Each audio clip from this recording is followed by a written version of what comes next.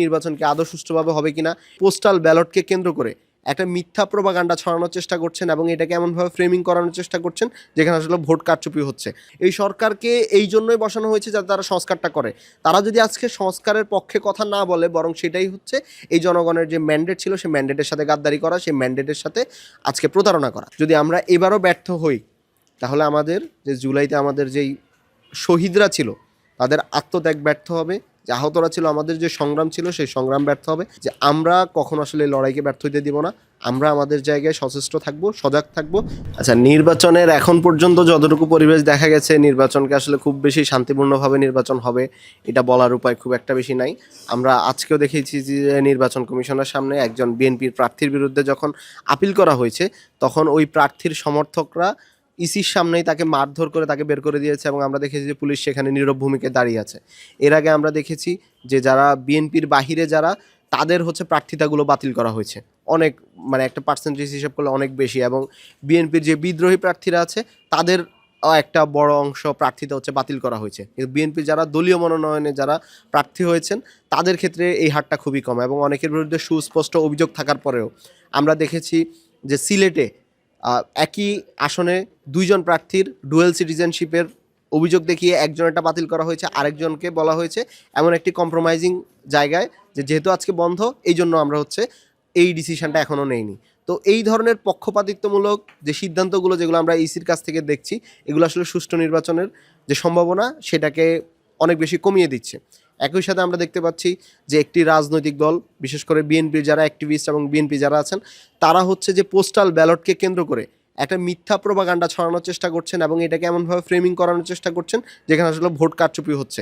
আমরা যেটা দেখেছি যে ভোট আপনি যদি নিজের ব্যালটটা নিজে গ্রহণ না করেন আপনি আসলে ভোটটা দিতে পারেন না, কিংবা এখানে একটা প্রসিডিওরের মধ্যে দিয়ে আপনি ডিজিটালি জানাতে পারেন যে আপনি আসলে ভোটটা দিয়েছেন কিনা। তো এগুলো থাকার পরে আমরা দেখতে পাচ্ছি যে নির্বাচনকে নিজেদের দিকে নেওয়ার জন্য বা ম্যানিপুলেট করার জন্য বা প্রবাসী ভোটাধিকার কেড়ে নেওয়ার জন্য, যেখানে যেহেতু মানুষ পাবলিকলি তারা বলছে যে তারা কোন পার্টিকে ভোট দিচ্ছে, কিভাবে দিচ্ছে, এবং তাদের কাছে এটা নির্বাচনের আগেই এক ধরনের আমেজ তৈরি করছে, এই জিনিসটাকেই কেউ কেউ ভয় পাচ্ছে, যার কারণে তারা পোস্টাল ব্যালটকে বিতর্কিত করার চেষ্টা করছে। তো আমরা বলবো আমাদের যে জুলাইয়ের পর থেকে আমাদের একটা দীর্ঘ সময়ের দাবি ছিল যে প্রতিষ্ঠানগুলোকে স্বাধীন করতে হবে, প্রতিষ্ঠানগুলোকে ফ্যাসিবাদ মুক্ত করতে হবে। আমরা যে ফ্যাসিবাদী কাঠামোর বিলোপের কথা বলি সেটা তখনই করতে পারবো যখন আমরা এই সংস্থাগুলোকে, এই প্রতিষ্ঠানগুলোকে স্বাধীন করতে পারবো। এখন আমরা দেখতে পারি যে ইসি এবং অন্যান্য যে প্রশাসনগুলো আছে, প্রশাসনিক কর্মকর্তারা আছে, তাদের পক্ষপাতিত্বমূলক যে অবস্থান, তারা একটি দলকে ফেভার করার যেই প্রবণতা আমরা দেখতে পাচ্ছি, এই প্রবণতার কারণে নির্বাচনটাই অনেক বেশি প্রশ্নবিদ্ধ হয়ে যাবে। এবং আমরা দেখতে পাচ্ছি যে আসলে বিভিন্ন প্রতিষ্ঠানের প্রধানরা এসে একটি দলের যে প্রধান কার্যালয়ে এসে তারা এখানে হাজিরা দিয়ে যাচ্ছে, সেজদা ঢুকে যাচ্ছে। তো এই জিনিসগুলো কিন্তু আমাদের মধ্যে আরও বেশি শঙ্কা তৈরি করে নির্বাচনকে আদৌ সুষ্ঠুভাবে হবে কিনা।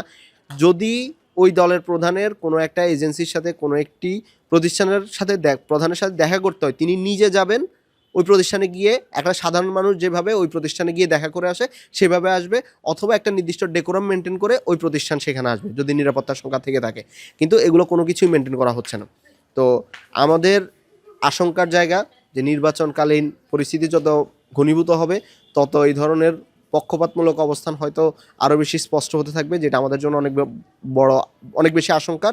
যেহেতু আমরা একটা লম্বা সময় পরে বাংলাদেশে কোনো গণতান্ত্রিক প্রক্রিয়া নির্বাচনের মতো একটা জায়গায় আমরা যেতে পারছি, এবং এটা আমাদের জন্য, যদি আমরা এবারও ব্যর্থ হই তাহলে আমাদের যে জুলাইতে আমাদের যেই শহীদরা ছিল তাদের আত্মত্যাগ ব্যর্থ হবে, যে আহতরা ছিল, আমাদের যে সংগ্রাম ছিল সেই সংগ্রাম ব্যর্থ হবে, আমাদের লড়াই ব্যর্থ হবে। এবং আমি মনে করি যে আমরা কখনো আসলে লড়াইকে ব্যর্থ হতে দিব না, আমরা আমাদের জায়গায় সচেষ্ট থাকব, সজাগ থাকব, যাতে কোনোভাবেই এই ধরনের নতুন কোনো শক্তি মাথাছাড়া দিয়ে উঠতে না পারে, যারা প্রতিষ্ঠানগুলোকে নিজেদের কয়রাত্ত করবে।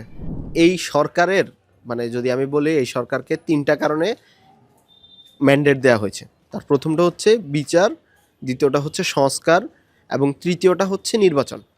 এবং আমরা দেখেছি যে শেখ হাসিনা সহ ট্রাইব্যুনালে কিছু বিচার অলরেডি রায়গুলো আমরা পেয়েছি, যদিও বিচারের এখনও কার্যকর হয়নি। আবার অনেক জায়গায় বিচারের জায়গাতেও এখন অনেকগুলো গ্যাপ আছে, যে আওয়ামী লীগের বিভিন্ন নেতাকর্মীরা তাদের জামিনে মুক্তি পাচ্ছে, বা অনেককেই কোনোভাবে গ্রেপ্তার বা মামলার আওতায় আনা হয়নি, এরকম অনেকগুলো সমস্যা আছে। তো দ্বিতীয় যেটা হচ্ছে সংস্কার, সংস্কারের জায়গায় এই ম্যান্ডেটটা আসলে সরকারকে আমরাই দিয়েছি, জনগণই দিয়েছে যে সরকার এখানে সংস্কারটা করবে। এবং যখন আসলে এই সংস্কারের জায়গাটা এসেছে যে এখন সংস্কারটা হবে গণভোটের মাধ্যমে, অবশ্যই সরকার এই জায়গা থেকে, এখানে সরকার আসলে নিরপেক্ষ সাজা মানে হচ্ছে আপনাকে নিরপেক্ষ সাজাটাই এখানে সমস্যাজনক, বরং হচ্ছে আপনি যে সংস্কারের পক্ষে, এই সরকারকে এই জন্যই বসানো হয়েছে যাতে তারা সংস্কারটা করে। তারা যদি আজকে সংস্কারের পক্ষে কথা না বলে, বরং সেটাই হচ্ছে এই জনগণের যে ম্যান্ডেট ছিল সেই ম্যান্ডেটের সাথে গাদ্দারি করা, সেই ম্যান্ডেটের সাথে আজকে প্রতারণা করা। এখন দেখেন এই অভিযোগগুলো আজকে তুলতেছে কারা?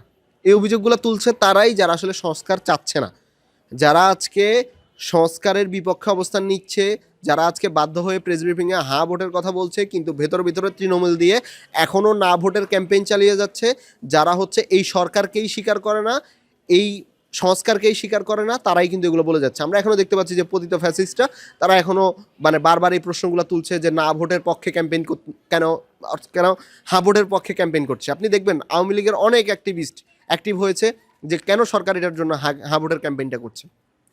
এছাড়া গত 15-16 বছর যাদেরকে আমরা দেখি নাই শেখ হাসিনার বিরুদ্ধে একটা টু শব্দ করতে, তারাও এখন বলছে যে কেন সরকার এখানে হ্যাঁ ভোটের ক্যাম্পেইন করছে।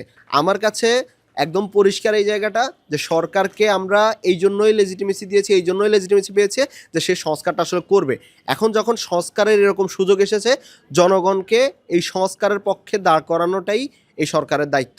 কারো যদি মনে হয় যে এই সংস্কারগুলোতে সমস্যা আছে, তাহলে সে না ভোটের ক্যাম্পেইন করতে পারে, এটা তার ব্যক্তি অধিকার। বাট সরকারকে এই জন্যই এখানে আনা হয়েছে যে সে সংস্কারটা করে, এই জন্যই তাকে হচ্ছে হ্যাঁ ভোটের পক্ষে ক্যাম্পেইনটা করতে হবে।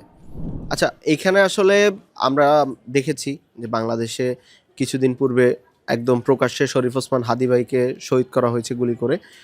তো সেই জায়গা থেকে আমাদের একটা অবশ্যই আশঙ্কার জায়গা আছে যে তারেক রহমান উনি বাংলাদেশের ভবিষ্যৎ লিডার এবং বাংলাদেশের বর্তমান আসলে বিএনপির মতো একটি বড় দলের প্রধান জায়গায় আছেন। তো এখানে অবশ্যই তার নিরাপত্তাটা নিশ্চিত করতে হবে, এটাতে কোনো যদি বা কিন্তু নাই। এবং এই দায়িত্বটা রাষ্ট্রের, যে রাষ্ট্রেরই উচিত যে তারেক রহমানের নিরাপত্তাটা পুরোপুরিভাবে নিশ্চিত করা। একজন এই মুহূর্তে যারা হচ্ছে ইলেকশনে আসবে তাদের যারা প্রার্থী হবে তাদের প্রত্যেকের নিরাপত্তাটা নিশ্চিত করতে হবে। আমরা চাই যাতে তার নিরাপত্তাটা নিশ্চিত করা হোক, কিন্তু সেটা যাতে জনমনের যে হচ্ছে জ্যাম বা হচ্ছে অন্যান্য তাদেরকে বিভ্রাট না পৌঁছিয়ে যাতে তার নিরাপত্তাটা নিশ্চিত করা হয়। আসলে দেখেন এটা তো কোনো আদর্শিক জোট না, এটা হচ্ছে একটা আসন সমঝোতা, যেখানে 10 দলীয় একটি জোট যদি ইসলামী আন্দোলন বাংলাদেশ বের হয়ে যায় তাহলে সেখানে এনসিপি অংশ নিয়েছে। তো এইখানে আসলে বাংলাদেশের বাস্তবতায় আমরা যেটা দেখেছি যে বাংলাদেশের ইলেকশনটা আসলে সবসময় বাইনারি হয়ে যায় এবং এখানে আসলে তৃতীয় শক্তির উত্থানটা সবসময় অনেক বেশি কঠিন। তো আমরা আসলে চেয়েছিলাম এই বাইনারিটা ভাঙতে এবং এই জন্যই আসলে এনসিপি হিসেবে আত্মপ্রকাশ করা এবং এনসিপির রাজনীতিটা এখানে পরিষ্কার করা। বাট এই মুহূর্তের বাস্তবতায় এখানে আসলে আপনাকে দুটি পক্ষের কোনো একটি পক্ষ বেছে নিতে হয়। তো সেই জায়গা থেকে আমরা চেয়েছি যে বাংলাদেশকে নতুনভাবে সংস্কারের দিকে নিয়ে যাওয়ার জন্য, বাংলাদেশকে নতুনভাবে রিবিল্ড করার জন্য। তো এই জায়গাতেই আমরা চেয়েছি, আমাদেরকে আসলে বাধ্য হয়েই অনেকটা যে আমাদেরকে একটা অপশান বেছে নিতে হয়েছে যে আমরা যে কোনো একটি জোটে যেতে পারবো। তো এই জায়গাতে আমরা হচ্ছে আমাদের যেটি প্রথম থেকেই বলেছি যে যদি নাসির উদ্দিন পাটোয়ারির ভাষায় বলতে হয় যে আমরা আজাদির জোটকে বেছে নিয়েছি এবং এই জোটের মাধ্যমে আমরা চেষ্টা করব যে বাংলাদেশের এনসিপিরও অবশ্যই এখানে একটি থাকবে যে এই জোটের মাধ্যমে যে বাংলাদেশের যে জুলাইয়ের যে আকাঙ্ক্ষা, যে নতুন করে বাংলাদেশকে পরিবর্তনের, বাংলাদেশের স্ট্রাকচারাল চেঞ্জের যে আকাঙ্ক্ষা তৈরি হয়েছে সেই আকাঙ্ক্ষাগুলোকে বাস্তবায়ন করা এবং বাংলাদেশকে পরিবর্তন করা। এছাড়া যদি এই জোট বিরোধী দলও হয় তাহলেও তাদের কাছে এই প্রত্যাশা থাকবে যে তারা যাতে স্টুডেন্ট সহ এই বিপ্লবের যে আকাঙ্ক্ষাগুলো তৈরি হয়েছিল সেগুলো যাতে সরকার থেকে আদায় করার জন্য পার্লামেন্টে কথা বলে, তারা যাতে সেগুলো আদায় করার জন্য সচেষ্ট থাকে, এই প্রত্যাশাটাই আমাদের কাছে থাকবে। এবং এই জোটটাকে আমি ইলেকশনের সময় হওয়া 8-10টা নির্বাচনী জোটের মতোই দেখি। এখানে আসলে এটাকে যে মানে বড় করে দেখার কিছু নাই। এখানে আসলে অডিয়েন্সের বা হচ্ছে যারা ভোটার তাদের অনেক পার্সপেক্টিভ থাকবে। অনেকেই মনে করেন যে আসলে যদি এনসিপি আলাদা যেত তাহলে হচ্ছে ভালো হতো, বাট বাংলাদেশের ভোটের বাস্তবতাটা আসলে ভিন্ন। এবং আমি মনে করি যে ইলেকশনের আগে যেটা আসলে মানুষের জনমনেই এক ধরনের বাইনারি তৈরি হয়ে যায়, যেমন আমরা ছাত্র সংসদ নির্বাচনগুলোতে দেখেছি যে একটা পক্ষকে জিতানোর জন্য, একটা পক্ষকে ঠেকানোর জন্য মানুষ ভোট দেয়। অর্থাৎ ভোটের সাইকোলজিটা হয়ে যায় এরকম যে অমুককে জিতাতে হবে, অমুককে ঠেকাতে হবে। এই জন্য মানুষ হচ্ছে ধরেন ককে ভোট দিচ্ছে, আবার খকে ভোট দিচ্ছে এই জন্য যে ক এর উত্থানটা ঠেকাইতে হবে, ক উঠলে আমার এই সমস্যা হবে, এই জন্য আমি খকে ভোট দিতেছি। এখানে যে আসলে অন্য যে অপশানগুলো থাকে সে অপশানগুলো হয়ে যায় ওরে ভোট দিয়ে তো লাভ নেই, ও তো জিতবে না। এই ধরনের একটা সাইকোলজি মানুষের মধ্যে কাজ করে। তো এই বাস্তবতায় আসলে এনসিপিকে অনেকটা বাধ্য হয়েই এই বাইনারির মধ্যে আসতে হয়েছে, এবং আমরা আশা করব যে এনসিপি ভবিষ্যৎ যে দিনগুলোতে তারা নিজেরা একটা শক্তি হয়ে উঠবে, এবং এই নির্বাচনের পরপরই তারা নিজেদের সংগঠনের ব্যাপ্তিটাকে আরও বড় করার জন্য কাজ করে যাবে। আশা করব যে তারা যদি তাদের ব্যাপ্তিটা বড় করতে পারে তাহলে ভবিষ্যৎ বাংলাদেশে আমরা এই বাইনারিটা ভেঙে আমরা হচ্ছে একটা তৃতীয় শক্তির উত্থানটা সত্যিকার অর্থে দেখতে পারবো, যেখানে মানুষ একটা গুড অল্টারনেটিভ হিসেবে ভোট দিবে, কাউকে ঠেকানোর জন্য বা অমুক যাতে জিততে না পারে এই জন্য হচ্ছে ভোট না দিবে।